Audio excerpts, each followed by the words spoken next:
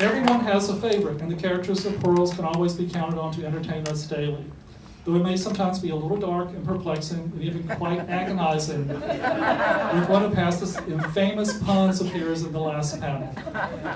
Tonight we are also welcoming to our stage Thad Ogburn, the Metro editor of the News Observer. If anybody caught the article this past Sunday in the News Observer, it was written by Thad Pastis. It's a wonderful article. So without further delay, please welcome our guest author, Stephan Pastis.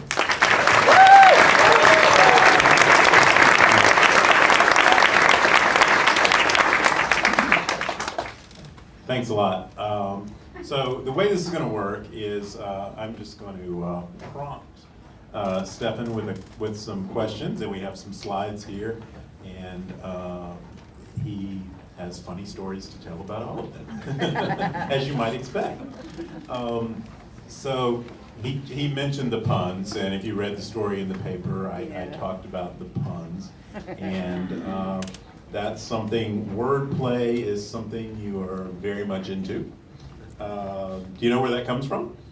It just makes me laugh. I mean, my test for everything is, does it make me laugh? So that's why I do it. I giggle. Yes. Okay. Well, let's show a strip here. Oh yeah. Okay. So Rat says, "Hey Pig, let me borrow that pen." And Pig says, "Oh gosh, Rat, I'd like to, but these are special pens, and this is my second to last one." And Rat says, "What's so special about them?" And Pig says, "They're the ultimate writing instrument. I use them to keep score when I play team frisbee. Plus, they all have famous people on them." And Rat says, "Who's that on there?" And Pig says, "That's Sean Penn. He's my favorite actor." And Rat says, "Where'd you buy them?" And Pig says, "At the University of..." And Rat yells, "Stop!" And Pig says, "What? Please don't say the University of Pennsylvania." "Why?" And Goat says, "Because that would be your ultimate pen pen." Does the word shame mean anything to you?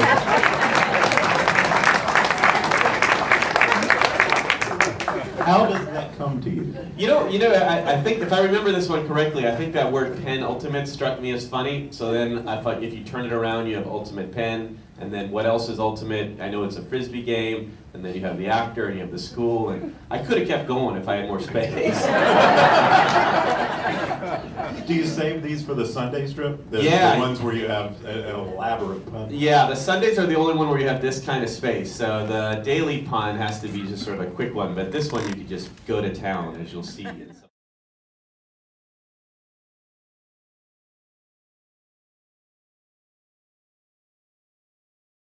Yeah, the one thing I learned is, so in the old days, the word in comic strips was you really can't do puns because they're sort of like old sort of 40s, 50s humor. So what happens is what I learned is if you end the pun right here on the pun, it comes out sort of like, "Take my wife, please," and then like drum roll, right? Yeah. It doesn't work.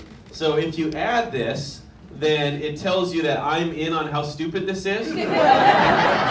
And I can get away with it. So this last panel is what allows me to do all this stuff. So that was a big discovery.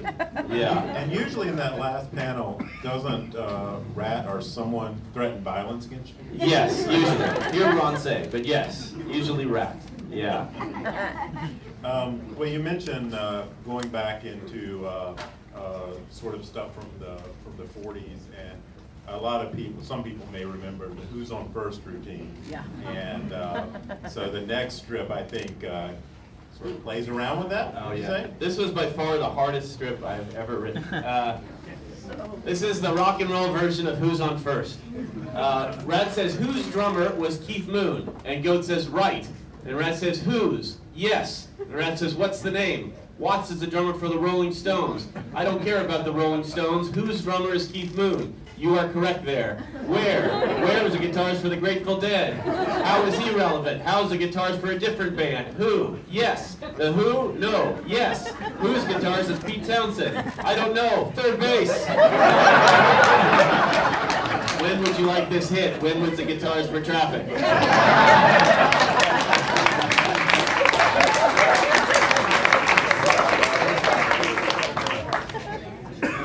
You know what it is? The reason that's it's so hard is because those are two different conversations. So everything Goat hears has to be reasonable to Goat, and everything Rat hears has to be reasonable to Rat. Right. So it makes it sort of tough to go through it. But yeah, I'm proud of that one. I like it. Yeah, that one, yeah, she points out, that one, you even continued the bad puns in the last panel. Oh yeah, that's true. When you were threatened. That's by true, it. yeah. And then everybody complained because apparently Winwood was the keyboardist. So there you go. You can't Everyone's a please, critic. you can't please everyone.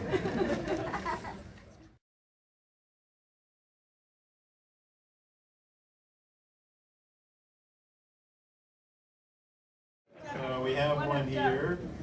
Oh yeah, right. This is from the week that almost ended my career. All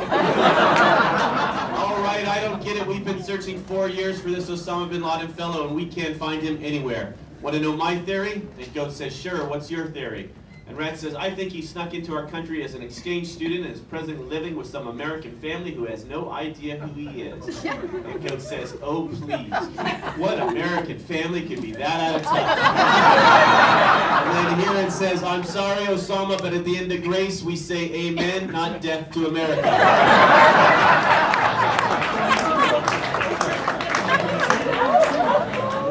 That was crazy. You know, when that ran, so that got a whole ton of complaints for a variety of reasons. What was so scary about it was I knew, which the letter writers did not, was that there were 5 more of these to go.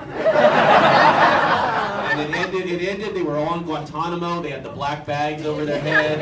It got real ugly at the end of the week, so. Yeah, but you know what's really cool? Bill Keane, the original creator of Family Circus, he loved it.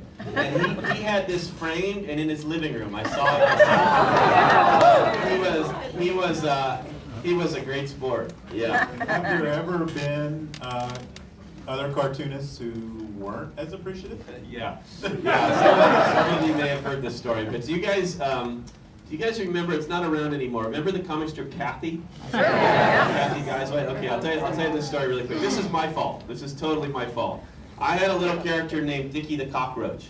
And if you talked too much and you didn't have anything to say, he pulled your head off your body and put it into the closet so you would stop talking. So he did that to the Kathy character, right? Yep. That wasn't the mean part. Here's the mean part. I then commented that Kathy in her strip, because she can no longer talk, the strip got funnier.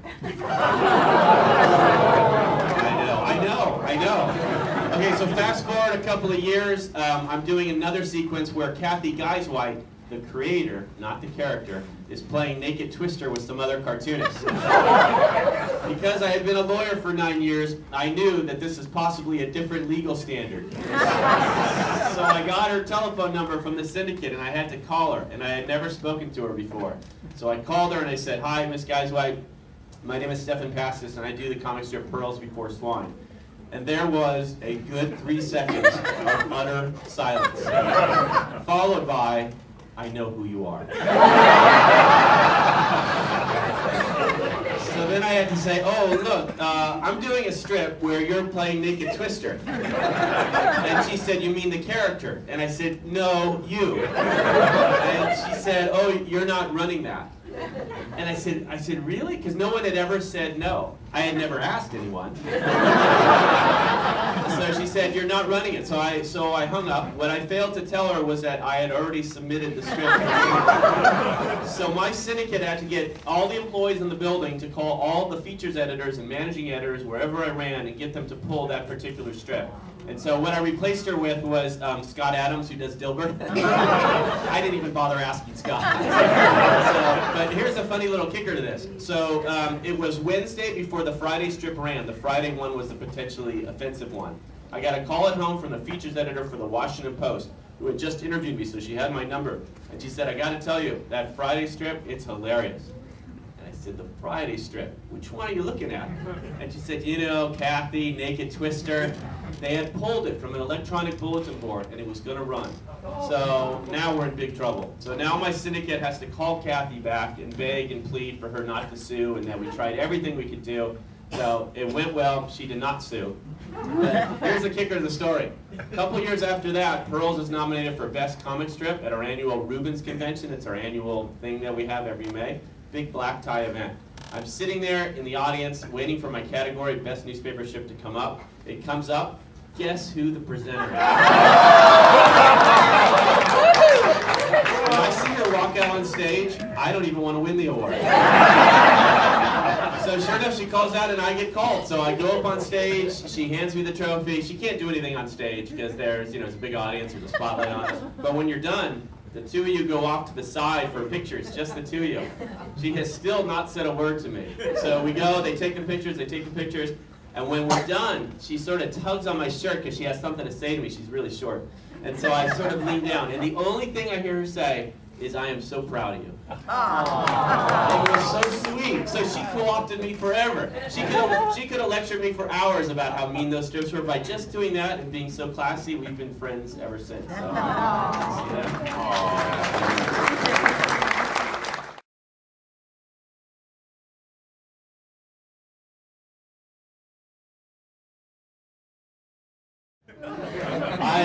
this one worried me a lot. "Okay, Rat, why'd you invite me to this Japanese restaurant?" "To bury the hatchet. I think the two of us have antagonized each other long enough." And then he says, "Well, thank you. I appreciate that. So what should I eat? Eat shiitake." I'm not a fan of mushrooms.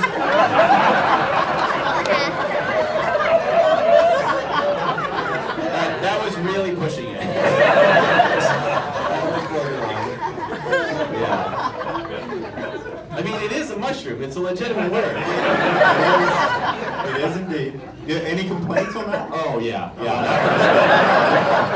That was a bridge too far. Are there any other words like shiitake that you... Yeah, some of you might be surprised. Like, you can't say, "I got screwed over in that deal." You can't say, "That really sucks." And sucks is a big one. What do you say instead of sucks? "That was displeasing to me." Like, that's hard. Sucks is pretty conversational. So there's a lot of words we just can't say. So this is a constant fight with the editor. The truth is, the syndicate editor really doesn't care. It comes down to the newspaper editor. So the way this works is, it appears in the paper, editor hears from some readers, they get nervous, they call my syndicate calls me. It doesn't start with the syndicate, it starts with the editor. And you have crazy debates. I had Rat with he wore a Speedo. And I referred to it as a banana hammock. And they said, "There's no way that can run it." I said, "What are you going to do?" And he said, "Well, we have to delete the word banana." And I said, "You're the first editor ever to delete the word banana." And so that was a 20-minute discussion. So, yeah, so you do get those fights from time to time.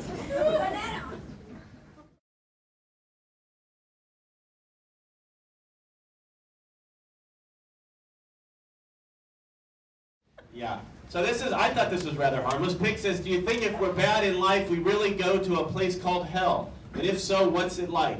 And Rat says, "Hell is a small windowless room filled with nothing but the sound of polka music." And Pig says, "I will repent right now." And Rat says, "Remember, only Satan could have invented the accordion."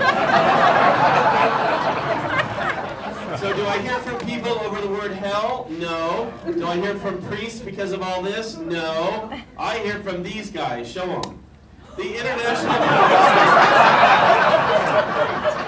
In several recent issues of the Chicago Sun-Times, those of us active in the polka music industry were disheartened to find derogatory references about polka. He says, "If you're capable of appreciating our concern, we ask that you refrain from any further insulting references about polka.